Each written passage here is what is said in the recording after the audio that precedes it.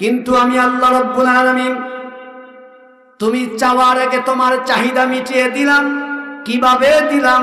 আল্লাহ বলেন তোমার মায়ের ঋতুস্রাবকে বন্ধ করে দিয়ে তোমার নাভির সঙ্গে একটা তার লাগিয়ে দিলাম, আর ওই তার দিয়ে নাপাক রক্তগুলা তোমার খাদ্য নালীতে যখন যতটুকুর প্রয়োজন আমি আল্লাহ রাব্বুল আলামিন তোমার খাদ্য নালীতে ওই সময় ওইটুকু রক্ত পাস করে দেই।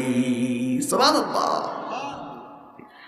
আল্লাহ রাব্বুল আলামিন বলেন শোনো আমি রব কেমন শোনো, এভাবে করে তিল তিল করে তোমার মায়ের গর্ভের ভিতরে আমি খাবার খাওয়িয়ে তোমাকে বাঁচালাম। এই খাদ্যগুলো আমি জবান দিয়ে খাওয়াই নাই, এজন্য খাওয়াই নাই। নাপাক রক্তগুলো যদি জবান দিয়ে আমি তোমাকে খাওয়াই